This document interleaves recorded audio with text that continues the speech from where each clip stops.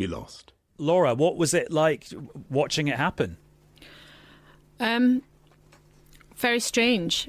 I mean, I think that we've known the government has tried to be open from the start that we might move to this kind of situation where there would be very stringent restrictions on everybody's life. But, you know, the idea that we would move through them sort of step by step have been overtaken by what's felt like a sprint. You know, it was just a couple of days ago, wasn't it? We were talking about sort of controversy over how quickly pubs, bars and cafes should be shut. And now to move something like this, it's almost, you know, like it's frankly, it's hard to believe and it's hard to absorb, I think, for two reasons, partly because of the scale. And also because at the moment, the government says that they will look at this in 3 weeks' time or something, but there's no way of knowing now for how long these curbs will be in place. And also, we don't know how people will react.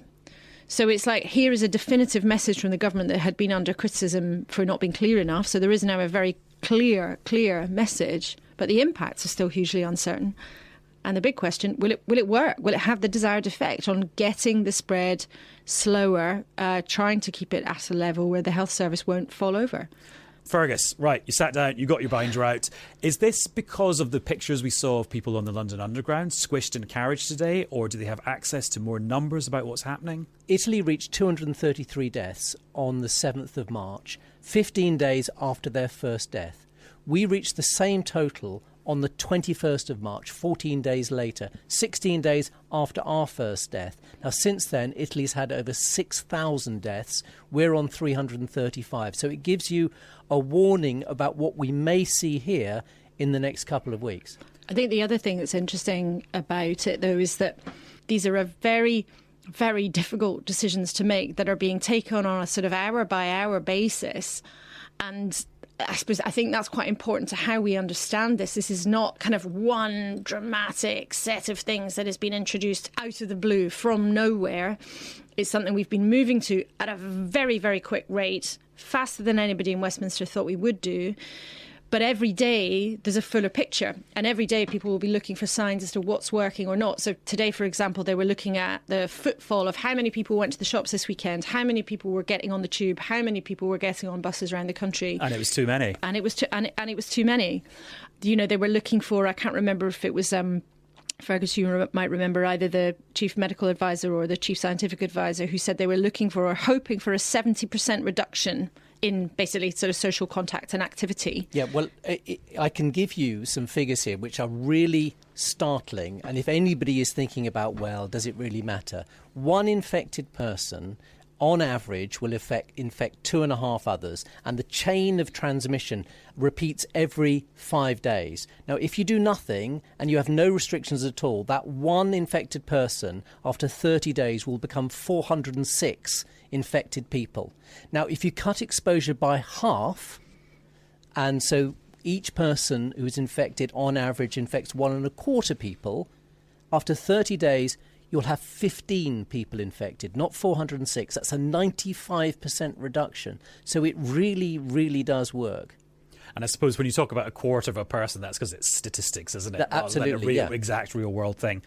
So, I mean, the government has had a bit of stick for not being clear enough about the messages they've been putting out in the last few days. Tonight, the sort of top line message is absolutely clear. Stay at home, close the doors, do not go anywhere unless you absolutely have to. But do you have the list there? Because there are some very important exceptions. And I think for people listening, we should be really clear about what they are. There are 4 reasons the government gives that you can leave the house. Shopping for basic necessities, for example, food and medicine, which must be as infrequent as possible. One form of exercise a day, for example, a run, walk or cycle, alone or with members of your household. Any medical need, or to provide care or to help a vulnerable person. Or travelling to and from work, but only where this is absolutely necessary and cannot be done from home. And there's been a little bit of clarification on that as well, because Robert Jenrick, the community secretary, said actually if you're in the building trade or building maintenance, you can go to a site and work as long as you're doing your social distancing there. And then there's some more details about what this just means in practice for shops and public spaces, because effectively they are all closing down, but not all of them. So closing down, clothing and electronics shops, hair, beauty and nail salons, outdoor and indoor markets, excluding food markets. Libraries, community centres and youth centres are closing down. Indoor and outdoor leisure facilities, that's bowling alleys, arcades, soft play facilities, communal places within parks such as playgrounds, sports courts or outdoor gyms, places of worship, unless you're having a funeral, but then you'll only be able to go if you're immediate family. And also closing down will be hotels, hostels, bed and breakfasts, campsites, caravan parks and boarding houses for commercial purposes, excluding people who live in those things permanently. And then, of course, there's the rules about going out with groups or not going out with groups. We will stop all gatherings of more than 2 people in public, excluding people you live with. That's exactly the same as what Germany's just brought in, although not like France, where you'll have to print off a form to say why you're going out. And Laura, what do we know about, they call it enforcement in the trade, don't they? What about kind of making sure people do it? So as I understand it, there was, a lot of debate behind closed doors between ministers and officials about whether or not this could just be much stronger advice or whether or not there would actually be enforcement. But the Prime Minister tonight said that basically the police will monitor this. So if you don't follow the rules, you could receive a fine, or if you are trying to get together, you will be dispersed. So essentially the police will have the authority to move people on if they are flouting the rules. And if you are trying to carry on your life as normal, then you may well be subject to a fine. So it is a big move to basically make breaking these rules a point of law. That is a huge move. That's what's so different tonight, I think, is the question that there will be real enforcement of this. And clearly that message is what people in government hope will make the change and will force people to change their behaviour rather than thinking, oh, well, it'll be OK. I'll just, go out and have a nice walk on the beach. And if I happen to bump into some of my mates there by mistake, well, so be it. And that is a big, big change. And I think, though, tomorrow we will still see, though, there'll be people asking a lot of questions about what it really means in practice. And just I've had a few emails already tonight, and one from a viewer just saying, well, my husband doesn't know whether or not he can go to work at the factory tomorrow because he can't do his work at home. Should he go and work on the factory floor? And he and his colleagues don't know whether they should go to work tomorrow. So I think there will still be more kind of rapid clarifications overnight and through the day, even though, as you guys have detailed, there's a very long list of exactly what the do's and don'ts are. Right, let's listen to some newscasters who've sent us some voice notes on their phones with their questions and their situations. First of all, here's Jim, who is a plumber in Kent. As far as I'm concerned, I've just had to call and cancel work now for the next 3 weeks, or for the foreseeable. I've had one customer who I've just messaged to say, I'm sorry, but tomorrow morning has to be cancelled, and they've asked if it's possible I can come out this evening maybe as a cheeky request, to which I've said no.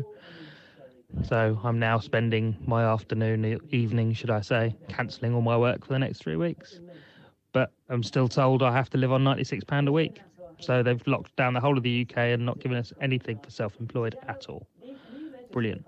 I think Jim might be speaking too soon, because based on what Robert Jenrick, the Community Secretary, was tweeting about building maintenance people, you can go to a site, which is a customer's house, and fix their dishwasher, I think. I think you can. And imagine if you had a leaking tap and the water's rising, that plumber would be performing an essential service. And I think if people are perhaps working outside on a building site, they're potentially, if they're keeping social distancing, actually at less risk of picking up the virus than if they were necessarily not moving around at all. But I suppose the really important thing about that, though, is if your work is essential, you still have to obey the measures of keeping away from each other, keeping away from other people, having 2 meters between you.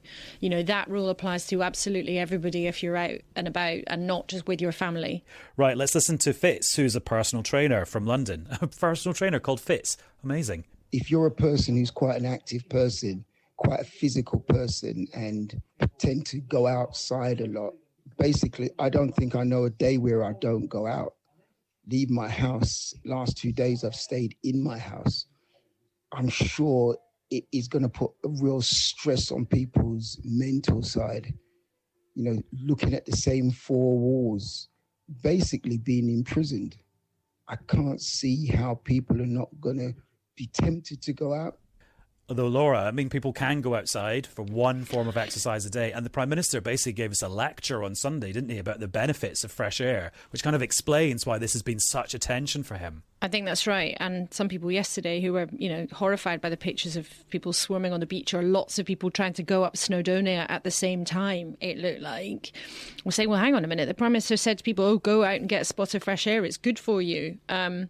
But from tonight, it's very clear you can go out once a day. If you go out that time to get some exercise, you can go on your own or with someone in your household. But, that clip there explains just why there's been this anxiety in government of not to move on this until it was absolutely clear they needed to do so. Because as he said there, people will be tempted to go outside.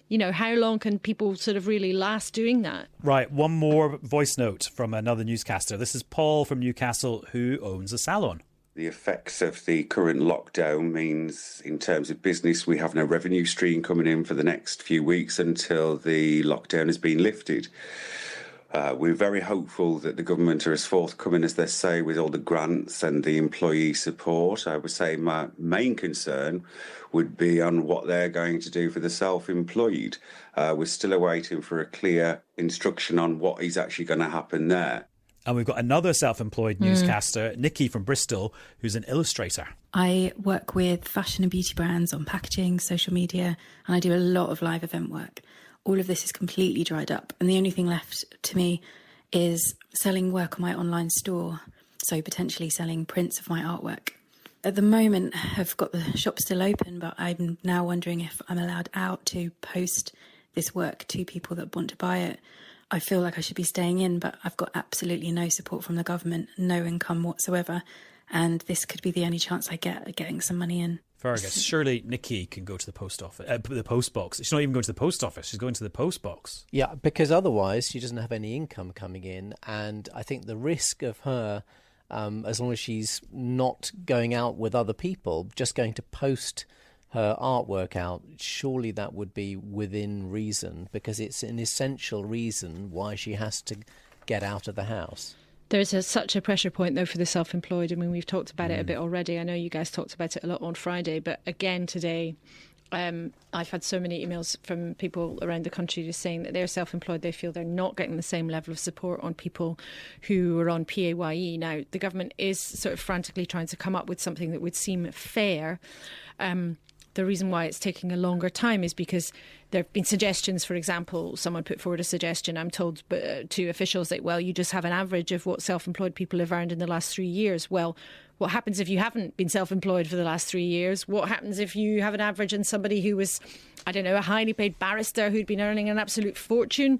Would it be right that they got the average of their last 3 years of income compared to someone who might have a tiny business who was just getting going? But this is a huge pinch point. And they've now said several times, hold tight if you're self-employed, something is coming, so they're going to have to deliver something. Yeah, as I understand it may not be this week, though. There was a suggestion this morning it might be today or tomorrow, and they're going as fast as they can. But I think, when people look back on this period, Whitehall has sort of churned out measures, legislation, all sorts of things, a sort of probably the equivalent of, certainly years, maybe even decades of stuff in a few short weeks. Of course, that's no comfort at all to people who feel that, it's people who are really on the edge, as many people no doubt are. And nobody can really work out yet just what sort of state society will be in 3 weeks, let alone 3 months or 3 years. We are really venturing into the unknown here, and we're doing it hand in hand almost with our European neighbours. Obviously, it's all a big deal for everyone, but then occasionally you get certain examples that really make you just think, oh yeah, this is how different it all is. Listen to this. Weddings are being banned as well, which means people who were due to be married in the next couple of weeks, like these guys, it's not going to happen. I'm Rebecca, and I was due to be marrying my partner Chris on the 18th of April this year.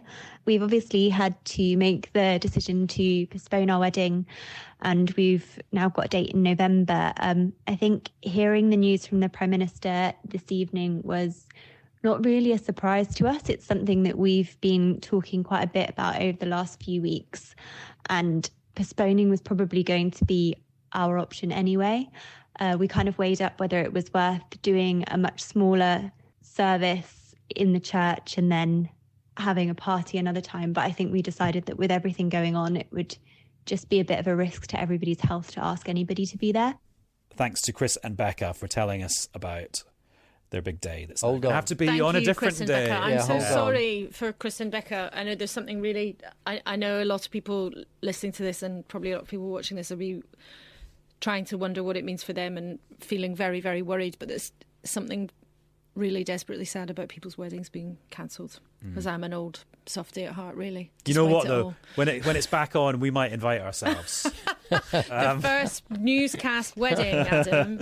You're like the Cilla Black. You just want a hat. Pretty much, yeah. A party. Now, somebody who knows what it's like to have these kind of restrictions on your movements and your life put on you is our colleague Sima Katecha, who's been in Italy reporting on this story there for the BBC for the last couple of weeks. She touched down back in the UK today, and I had a quick chat with her. So Britain seems to be following in Italy's footsteps, these stringent measures that have been put in place, preventing people from moving around the country freely unless they have good reason, is exactly the life that everybody has been leading in Italy for the last 2 weeks. Now, police have been on the streets, monitoring movement, asking people where they're going. In Italy, you have to have a form saying who you are, your date of birth, your profession, and what you're doing in the place that you are. So we had BBC journalists stopped in recent days and police saying, you know, why are you here? In fact, yesterday, a BBC journalist was told that they couldn't be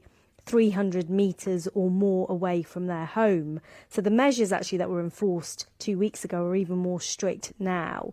But comparing it to what Boris Johnson has just said, food shops, exercise and medical needs and going to work are the only reasons you can come out of your house is exactly what was happening there. People only going from their home to get some groceries, maybe walking their dog, or going for a doctor's appointment, or going to see some medical specialist, or going to work. But to be honest, Adam, over the last 2 weeks, even that got less, and the measures became more stringent as the outbreak in the north of the country got worse. I think what the government here is trying to do is get ahead of that increase by putting these measures into place now. But we also heard what the Prime Minister said a few days ago, that, you know, Britain was only a couple of weeks behind Italy. We're getting used to in the UK now the idea of pubs being shut. That's happened for a couple of days. What's it like walking down the street where not only the bars are shut, but the hairdresser's shut, the phone shop is shut, the newsagents is shut?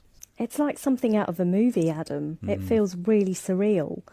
Rome is such a popular tourist destination. It's usually buzzing. It's packed with tourists. It's packed with locals. There's a real sense of party in the air.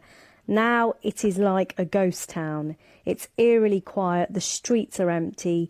You can see the odd pharmacy open, the odd newsagents or supermarket open, but it is very quiet, and there seems to be a real feel-bad factor among some people. They avoid eye contact. People don't really want to say hello. So it changes your interactions even with the few people that you do bump into.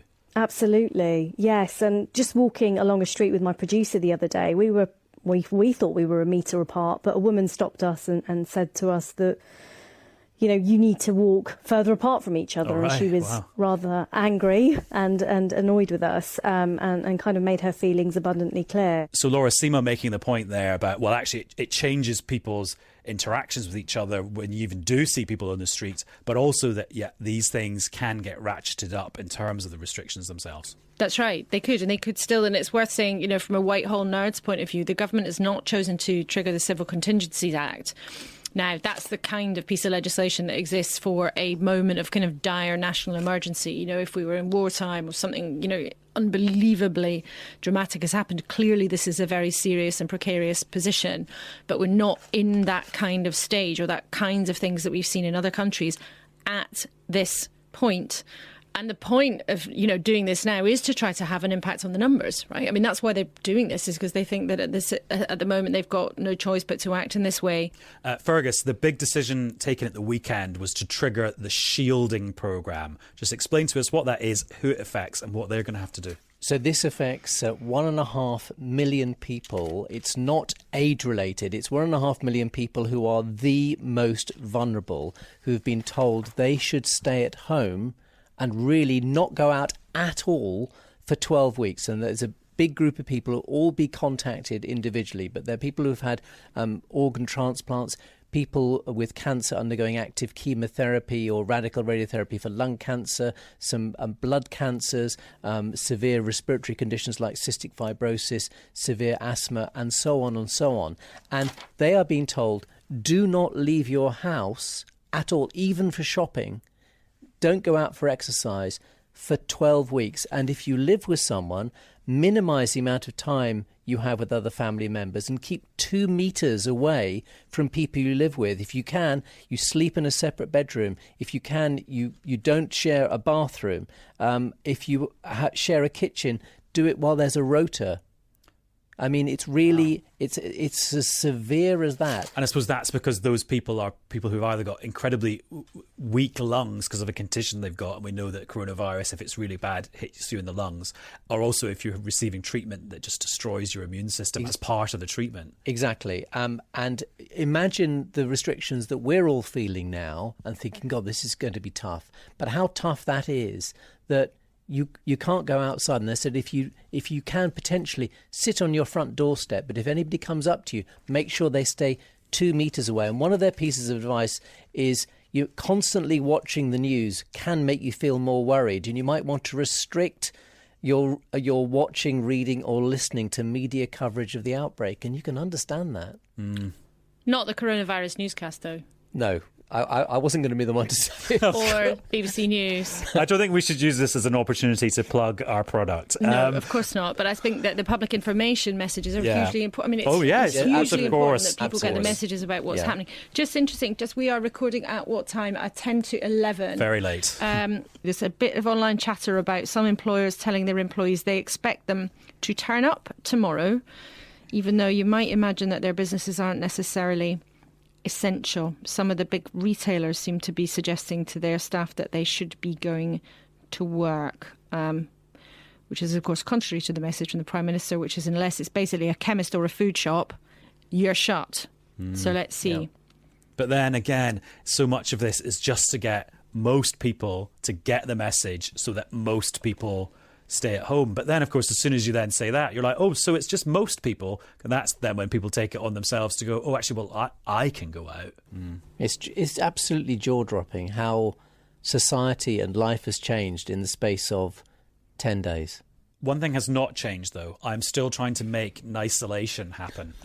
I don't know if you missed... Oh, you weren't here on Friday, Laura. I know, but I knew about Nisolation because you were so proud of the title that you told me about it. Anyway, Nisolation. I think I actually have made some progress on this. Okay. So think of like one of the nicest people in the world. Obviously, it's Nadia Hussain from Bake Off. Oh, yeah. She's actually been in isolation. So she is a nice person in isolation because one of her kids has had symptoms. So I think, to me, she is Nisolation. So I caught up with her earlier on. How actually are you in the midst of all this weird stuff that we're going through? It's really odd because we're in isolation and we're in day 8 of isolation. Why have you been in isolation? My eldest, who's 13, had a cough.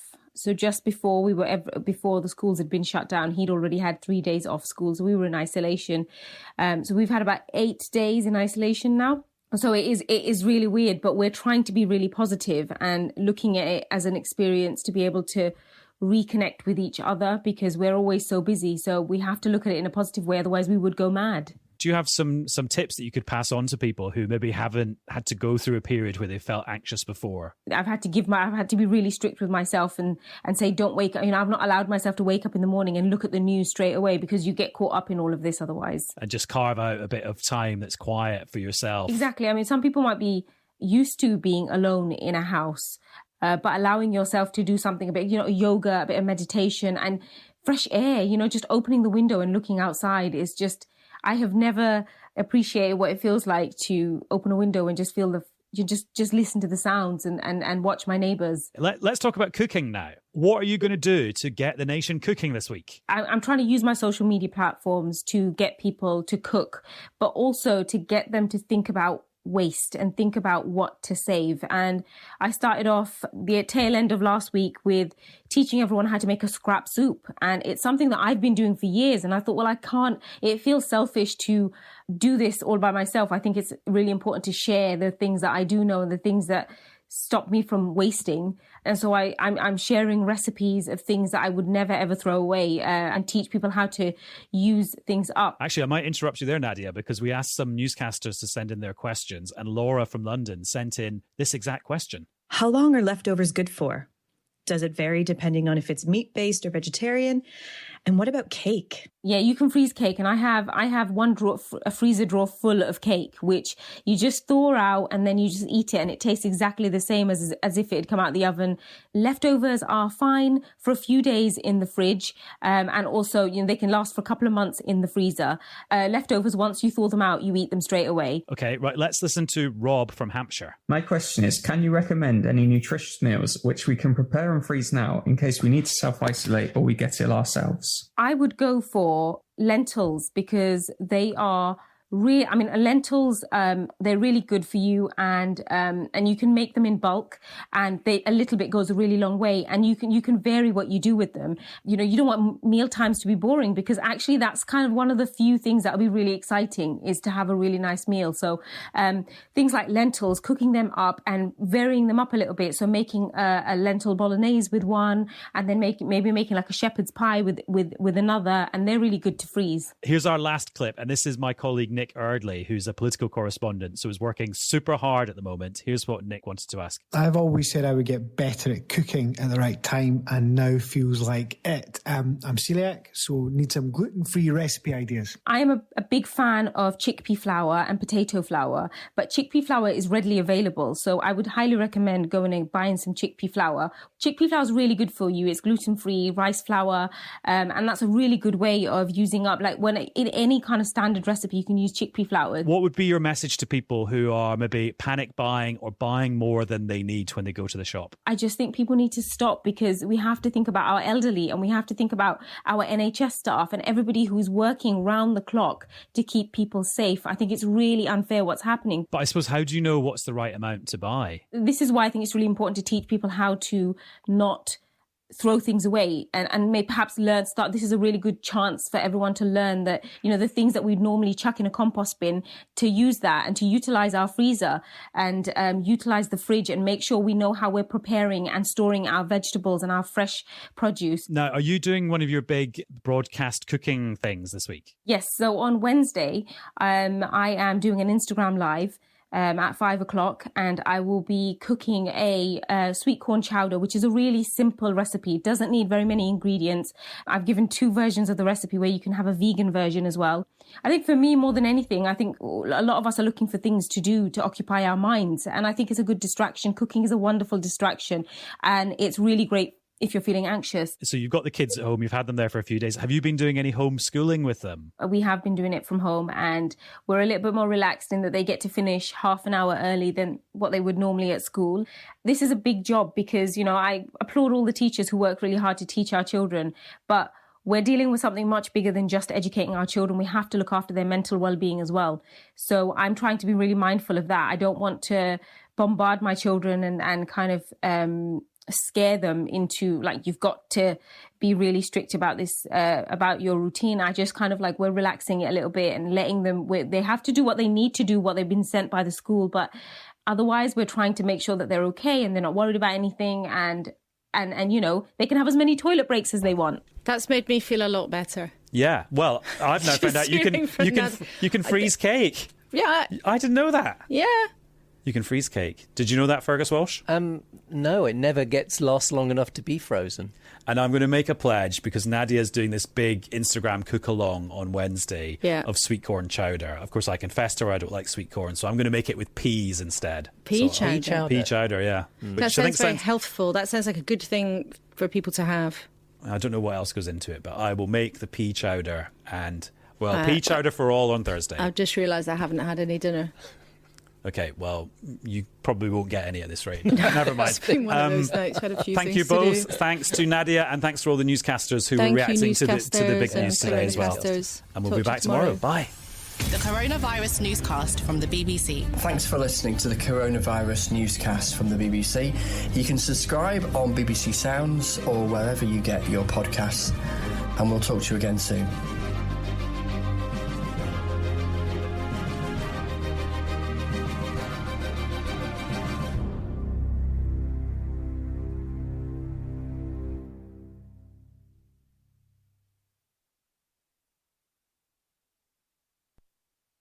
This is the BBC. This podcast is supported by advertising outside the UK. BBC Sounds, music, radio, podcasts. Well, it's last orders for Britain because the government has told all pubs, bars, restaurants, clubs, theatres, leisure centres and gyms to close down as soon as they can and not to reopen for the foreseeable future. What's weird is there's a pub behind me with quite a few people in it, quite a few people drinking outside as well, and they're actually watching the news on a big TV inside, so they know that this is happening, and they will have just heard Boris Johnson in his daily press conference saying, please don't go out tonight for one last quick one. Oh well, plenty to discuss on Newscast. The coronavirus newscast from the BBC. What is this virus? How does it spread? How do we protect ourselves and our loved ones? I got some test results back for coronavirus and it came back positive. We're just kind of trying to feel our way into this new normal. I must level with the British public. More families, many more families are going to lose loved ones before their time. Relax. We're doing great. It all will pass. Hello everyone, it is Friday night and I'm Emily Maitlis and I am a newcomer to the coronavirus newscast, which we're doing daily on weekdays from here on. Hi, this is Fergus Walsh sitting a good 2 metres away from Emily. And it's Adam Fleming in a studio in the basement, so 6 floors of social distancing away from you guys. So we're all doing the social distancing. We certainly aren't going to be doing any socialising for a while though, are we? Absolutely. It has come down to it. We're being told to stay away, stay at home, protect the NHS, save lives. Those are the words you heard from the PM this afternoon, about 5 o'clock. Well, let's hear what Boris Johnson had to say when he announced that basically every pub, club, restaurant, cafe, theatre, gym, I've stolen his thunder, is closing. We are collectively telling cafes, pubs, bars and restaurants to close tonight as soon as they reasonably can and not to open tomorrow. Though, to be clear, they can continue to provide take-out services. We're also telling nightclubs, theatres, cinemas, gyms and leisure centres to close on the same timescale. Emily, he really did not look or sound comfortable announcing something as kind of major as that. But can you see why the government's done this now? Really interesting. You've actually been out in Soho tonight, right? I mean, did it feel like people were listening? Had they heard that? Had the message got through by the time you were there? Well, the thing is that, I mean, in central London, and I've been walking home from work the last couple of days, it's been really, really quiet anyway. So people who work and would normally be going out in central London got the message a few days ago. But I think the problem is that lots of people didn't get the other half of the message and they just went out where they live that's not central London. But there were still a few people out tonight, and there was just that really weird thing of the fact that they were watching the Boris Johnson press conference on the big TV in the pub. And also, I just wonder if, because the last thing the PM said about this was, and don't be tempted to go out for a kind of celebratory drink to like make it the last one. Yeah, I think people were heading out to do that. He was very loath, wasn't he, in that press conference to be the nanny state PM. He knew that the message had to come out, but he'd been asked virtually the same question 24 hours earlier. You know, are you going to tell people to stay away? Are you going to shut down the place of entertainment that draw people out in crowds? He wouldn't do it 24 hours ago. So what actually changed his mind then? Well, I wonder whether it's just the realisation coming from his medical advisors of what is coming down the pipe if we don't effectively lock down those institutions and close them. So it's the sad reality of what's happening in Italy, where there were more than 600 deaths recorded in the past 24 hours, and where many of their intensive care units are simply overwhelmed. And it's do this now, because otherwise in 2-3 weeks, that is what we could face here. I like to think he just listened to Adam last night, who was shouting, "Don't go to the pub." And you paved the way on this one, mate. Well, yeah. And I paved the way last week because, of course, this time last week I was living in Belgium and they shut all the bars at midnight last Friday. Every day feels about 72 hours ago, doesn't it? And what I've noticed, and I don't know whether you'd agree with this, is that on each step, it seems like society has been ahead of where government policy has been. So there was the sort of push to get the schools closed before the government did that. There was the push for people to say, please clarify what you want about social distancing and pubs and restaurants. You know, people were flagging up that they were still going to big, sweaty gyms and standing next to each other in germ-filled, classes. And I wonder if you think that the government has not been as ready to accept what ordinary people have, or do you think they've led the way? Well, I think everything changed. Everything changed on Monday when the advice coming from Imperial College was published. That is what, because it was only a week ago on Thursday that we were talking about mitigating and allowing the virus to spread, not trying to totally suppress it. But then it was just 5 days ago when this new data came out that said, no, that would be catastrophic. We would have a catastrophic epidemic if we didn't try and total suppression and effectively then follow what's been going in other European countries. And that has gradually got tighter and tighter and tighter as the week's gone on. And also I think there's just that whole thing of if you announced all of this in one go on Monday, people would have been quite shocked. Maybe people would have rebelled against it a bit. But actually, if you just do it methodically, bit by bit, and explain what you're doing as you're going, it's less of a shock to people and you might get more compliance, as they call it, in the trade. You mentioned big economic measures and wow, they got even bigger today. This is the third time we've seen the Chancellor, Rishi Sunak, and he was spending a lot of money to help people. Here is what he had to say about keeping people's wages being paid. Today, I can announce that for the first time in our history, the government is going to step in and help to pay people's wages. We're setting up a new coronavirus job retention scheme. Any employer in the country, small or large, charitable or non-profit, will be eligible for the scheme. Employers will be able to contact HMRC for a grant to cover most of the wages of people who are not working but are furloughed and kept on payroll rather than being laid off. Government grants will cover 80% of the salary of retained workers up to a total of £2,500 a month. That's just above the median income. And of course, employers can top up salaries further if they choose to. That means workers in any part of the UK can retain their job even if their employer cannot afford to pay them and be paid at least 80% of their salary. That is absolutely huge, isn't it? He just kept on telling us it's the first time in our history, it is the first time a government has ever behaved like this. And he explained that it would be backdated to March the 1st. There'd be no limit on the amount of funding available. It would cover as many jobs as necessary. It just is a sort of open-ended offer at this point to stop anyone panicking about the financial side of things when there's enough to occupy our heads already. And I've made my list of other things that he announced. So those loans that businesses can apply for to help them with their cash flow, they were going to be interest-free for 6 months. They'll now be interest-free for a whole year.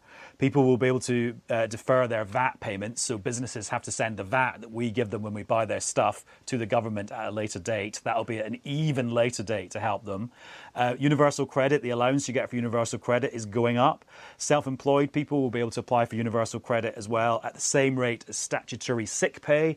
I think some self-employed people will think, hang on, that's a lot less than people who are in jobs are going to get in their guaranteed wages. And that adds up to an extra £6 billion into the welfare system. It was quite interesting hearing from Rishi Sunak, who was also calling on businesses to be responsible at the same time. Maybe a shot across the bows to some of the companies who'd already shut their doors and in a very sort of dismissive way had fired workers in the last couple of weeks. And he just said, do your best to stand behind your workers. Look carefully at the support that we're offering before laying workers off. So it's almost like he wants to halt the next step of businesses who are feeling absolutely desperate at the moment and might take, actions that nobody wants to see over the next few hours. Well, let's hear from some people in the real economy. And Emily, we're going to your hometown, Sheffield. This is James O'Hara, who runs some bars, one of which I've been to. Hi, I'm James O'Hara. I am the owner of a series of businesses in Sheffield, 2 cafes and 3 bars. We actually took the decision a couple of days ago to close, more for the safety of our staff and customers. I think today's announcement from Rishi was a massive relief. I think the size of the measures today were extraordinary, really. The big missing element for me still was some kind of forfeiture moratorium. When businesses can't afford to pay their March 25th rent quarter, for example, are they going to have their properties repossessed?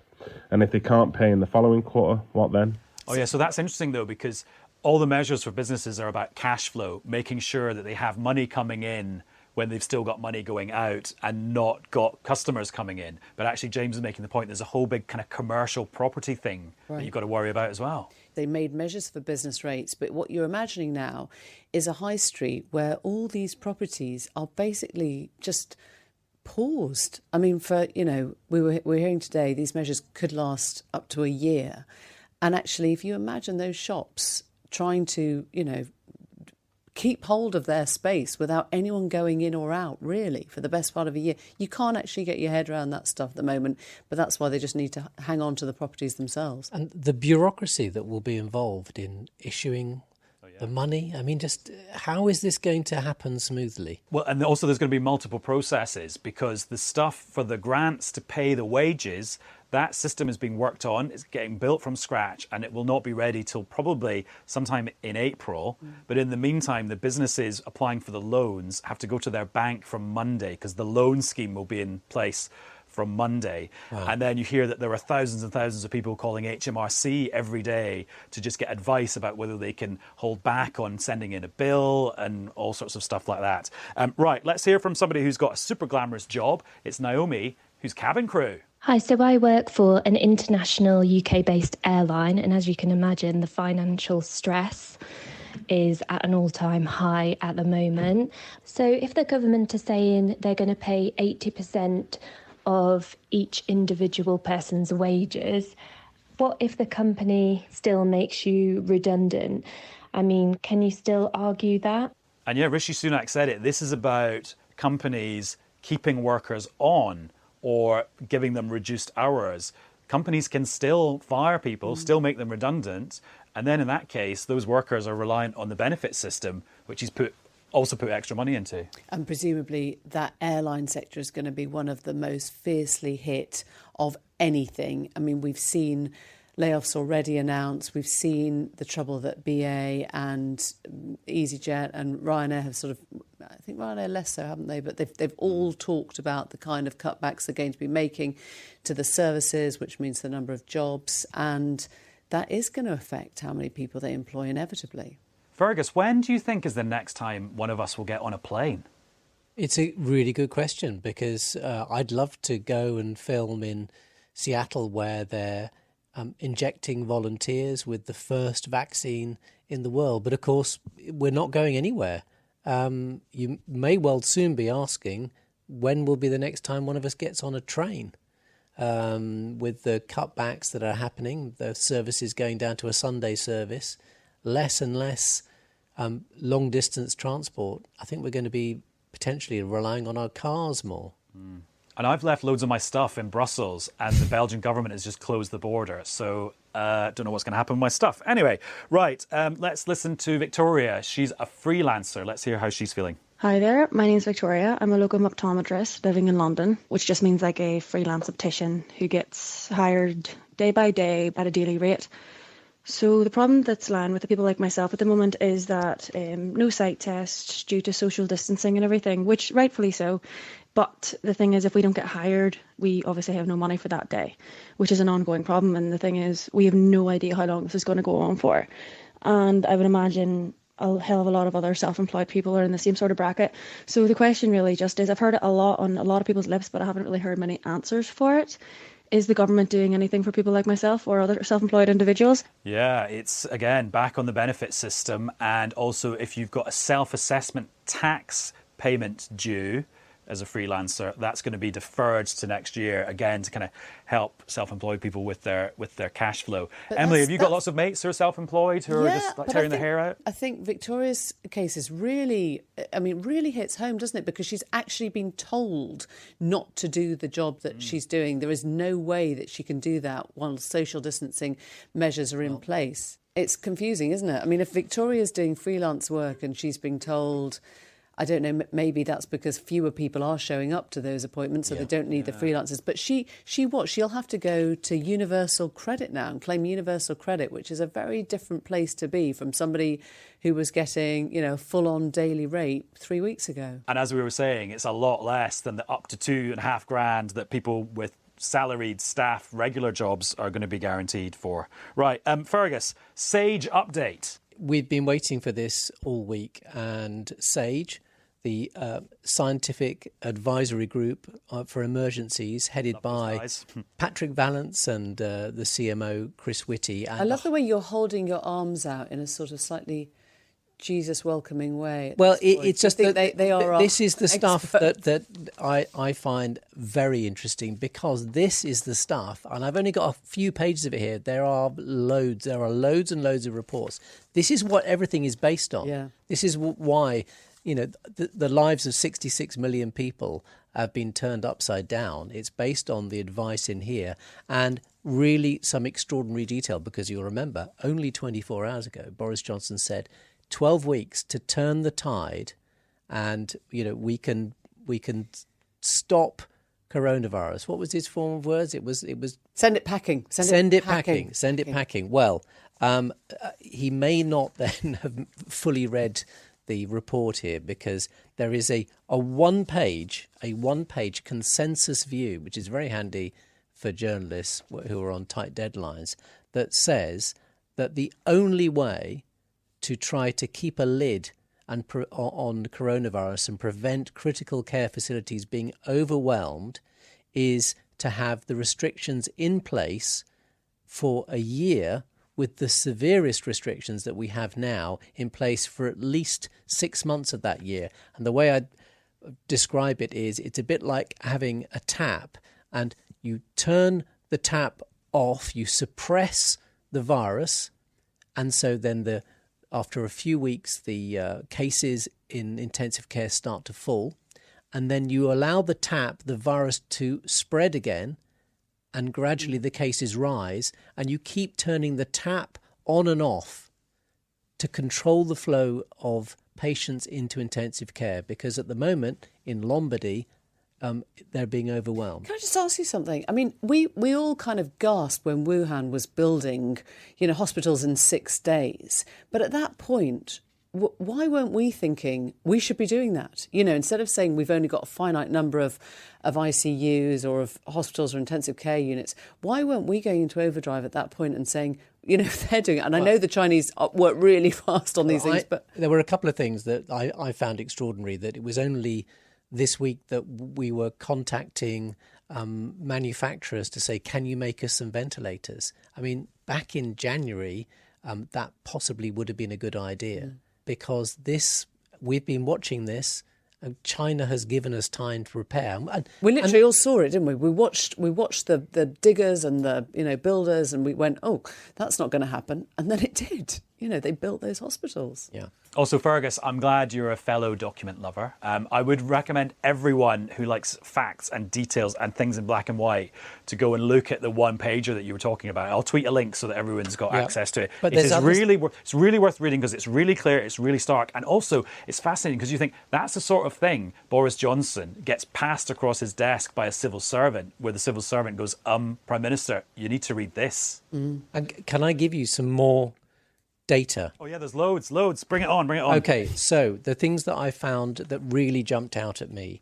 Okay, so they are pretty confident now of what they call the infection fatality rate. So whereas there's lots of things they don't know, they reckon that between 0.5% and 1%, so between 1 in 200 and 1 in 100 people who get infected will die. And that ranges from 0.01% in the under 20s, so that's 1 in 10,000 under 20-year-olds would die, to 8% or 1 in 12 in the over 80s. And on the hospitalisation, again, a pretty stark statistic, their best estimate of people who actually need to be admitted to hospital of those infected is 2% if you're under 50 and 44% of the over 80s. And so they reckon it's about 8% of those overall who are infected, although there's this big unknown about, is there this massive iceberg of asymptomatic, we hope so, people who are not getting any symptoms and hopefully are building up antibodies. Okay, schools. This is the last day of school for a lot of children. Emily, what about your kids? Yeah, no, I've got a kid back home who was going to be doing GCSEs. And he's not. Is he happy? At the moment, he's delighted. But I think it's quite odd as a parent, because you're so used to saying you'll do this and then you'll find that and then you'll go along that, and you might feel deflated then, and then you'll get this, or you're always trying to tell your kids things that you've learnt. And actually, I've entered a place now where, as a parent, I can't help him. I don't know how this will affect his life. I don't know what this will do to his sense of self-esteem. I don't know if he'll feel elated for 48 hours and then absolutely sort of lost and a bit sort of wayward. I can't be that person that guides him through the next stage of his sort of life and education, which is a really weird thing to say.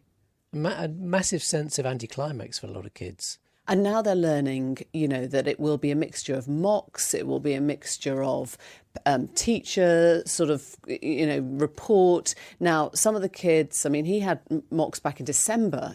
Some of the kids have had mocks in sort of March. So there's a massive difference between the kids who might have done exams 4 months ago and the ones who've just done exams now. And then there's a whole question of teachers. Some kids just don't really, make an effort in exams, or don't get on well in exams and do really well in class. And then you've got the kids who do really, just don't get on with their teachers, and are now thinking, he hates me, they hate me, what am I going to do? Is it too late to write a nice letter and send flowers? And it kind of is. You talked about teachers. Let's hear from Jackie Sainsbury's, who's an executive head in Nottingham, who's really worried about what's going to happen on Monday, because remember, the rules are that if your parents are key workers as classified by the government, then you can still go to school to be looked after while they're at work keeping the country going. It's far too long, it's unclear, and we've had phone calls all day today with people who work in hardware chain stores who've had a letter from their employee who says that they're a key worker, to a delivery worker with 4 children who is a key worker but has a stay-at-home wife, and they're still sending their children in. So there's some clarity needed. It is true vital key workers that we need to be able to work in these warlike conditions. So I'm just looking at the BBC website saying who are key workers, and the list starts off with frontline health workers such as doctors and nurses. Education and childcare, including nursery and teaching staff, social workers. Key public services, local and national government, food and other necessary goods, public safety and national security. I think that the best list here, if you're at all worried, is go to gov.uk, because you will find that there are sort of sets and then subsets, and it's all the people who support all those key areas as well. There's a couple more I'm just looking at utilities, communications, financial services as Public well. service broadcasters. Transport, even public service broadcasters, yeah. But if you think that you're somebody who's been missed off the list, I would say go to gov.uk, because you'll see it's quite comprehensive, actually. I mean, it's people who work in oil, gas, electricity and water sectors. It's key staff working in civil, nuclear, chemicals, communications. It's anyone who does anything with pharmaceuticals. You were saying about your friend, Fergus, who works as a lab technician. It was a team up in Liverpool who were working on COVID-19 research. They're enrolling patients in clinical trials. They're trying to understand the virus. They're doing incredible work. And they were saying, well, look, what about, fine, some of our staff are employed by the NHS, but some of the backroom staff are employed by the university and other ones by the independent sector, but they are essential in getting these trials off the ground. Are they included? I'm almost certain that they are, because I think anything that is considered health, support and specialist staff required to maintain the UK's health and social care sector is what it says on gov.uk. I think that they'd have a very clear case for saying, please look after my kids. COVID-19 researcher, I think you really are important. I think we will all look after your kids. Exactly. We will, just let's do a rota. Open my doors. Please let me have your kids. Yeah. Emily, what have you heard about Eton? Now, this is interesting. This is, I think it just shows the kind of measures that are coming out of these extraordinary times.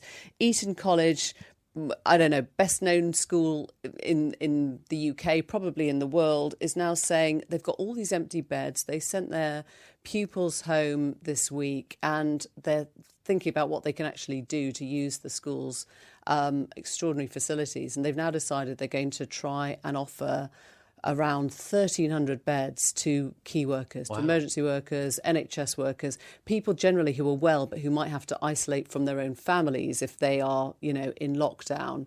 And they've got, 4 hospitals around. And so if they can find a way, and I think they need the NHS to sort of come to them and say, yes, please, then they'll give those beds there. And the other thing that I heard they're doing is they're basically saying, we'll open our doors to kids of these key sector workers, 5 to 13-year-olds. We'll teach them, we'll look after them. They've got the playing fields, they've got loads of space.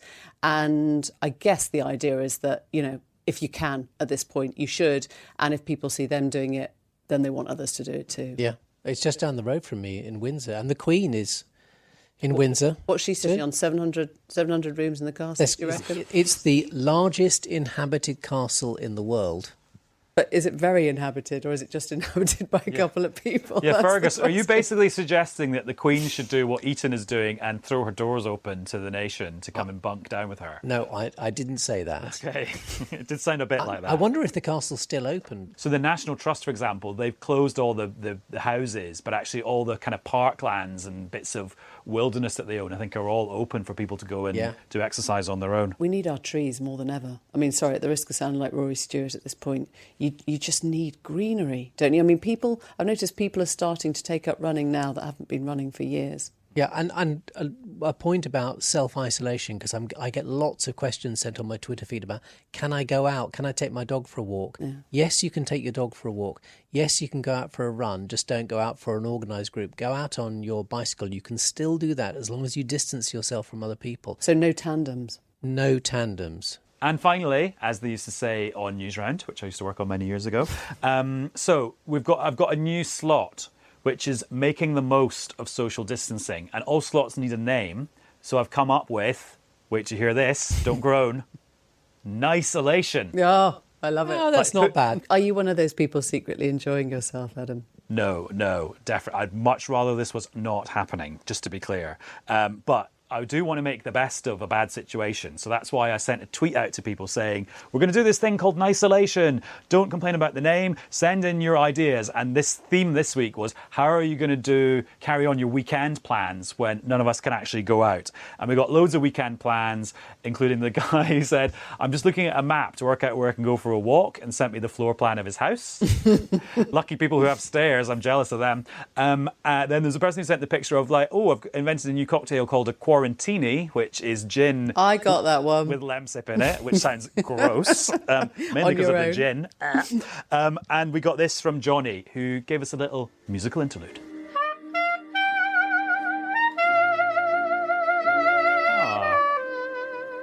How are your birthday plans coming on?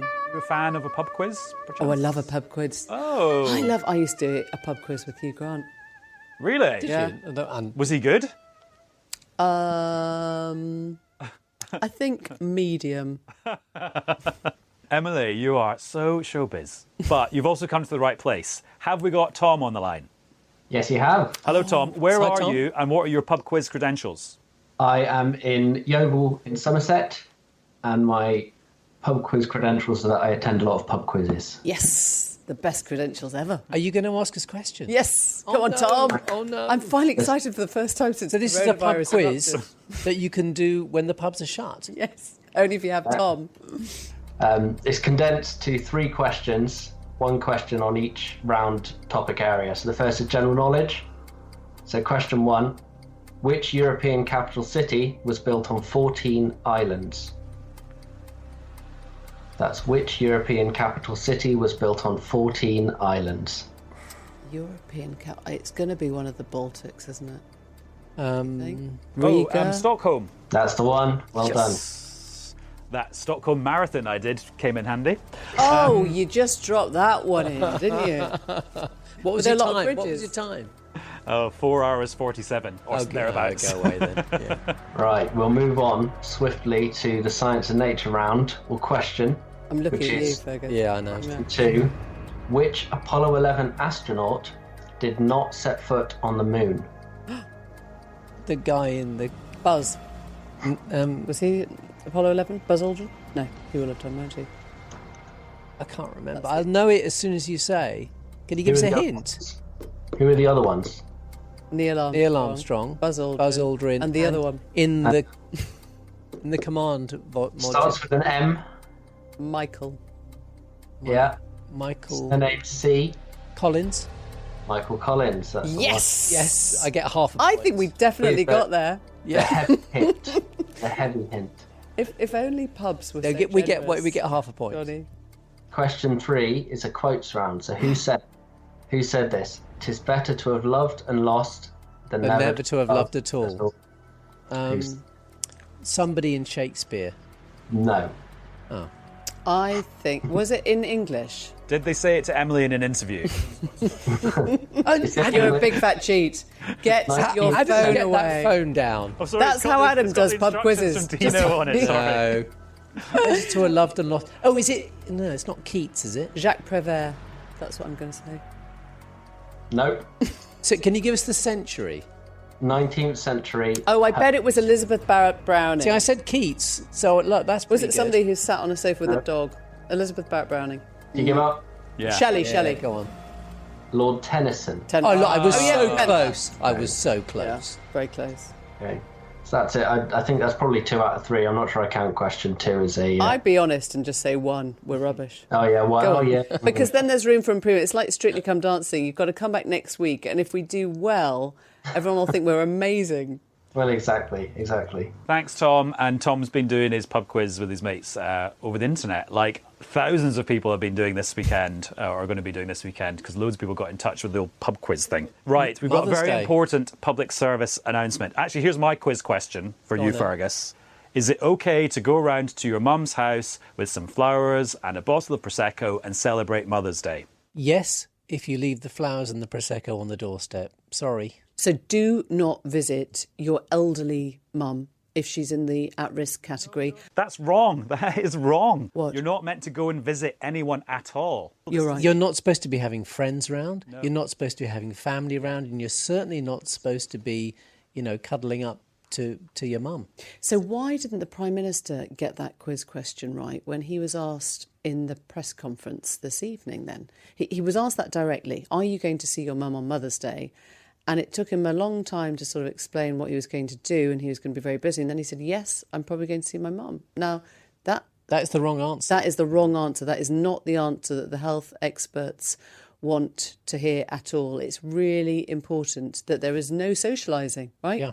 No exactly. socialising in person anymore. Absolutely. For now. You just get them up on the phone or FaceTime or whatever means you have for doing that. And can I be really honest, if you were going to send flowers, I mean, at this point, you wouldn't ask a delivery person even to send flowers and take them round and hand them over. You wouldn't do that, would you? You could leave it on the doorstep, because like when you phone up the delivery apps, they're doing this contactless thing now where they leave your delivery on the doorstep. What about flowers? Don't flowers get corona? I mean, I genuinely don't know that. Could you get a bug in a bunch of flowers? If you touch any surface with an infected hand, and then you touch it and touch your face, then you could. But flowers probably wouldn't last as long on them as it would certainly on a hard surface. So make the call instead. That's right. Just make the call. Do a phone chat. And if you're following the SAGE advice, and which takes no account of the economic impact or the impact on society, we'll have to do this for months and months. So it's birthdays as well, really. It's everything. And Emily, that's why I haven't bought you a bouquet of flowers to say thank you for being on Coronavirus Newscast. They're virtual flowers. You're the one with the 40th birthday coming up, Adam. Thanks, everyone, for all your advice tonight. Thank you for everyone for getting in touch about isolation too. And I hope the weekend is okay. It's going to be so different from last weekend. And I think it is going to be quite weird and quite tough. But get in touch with us if there's anything we can do to help you get through it. And Coronavirus Newscast is back on Monday. Bye. Bye. The Coronavirus Newscast from the BBC. Thanks for listening to the Coronavirus Newscast from the BBC. You can subscribe on BBC Sounds or wherever you get your podcasts. And we'll talk to you again soon.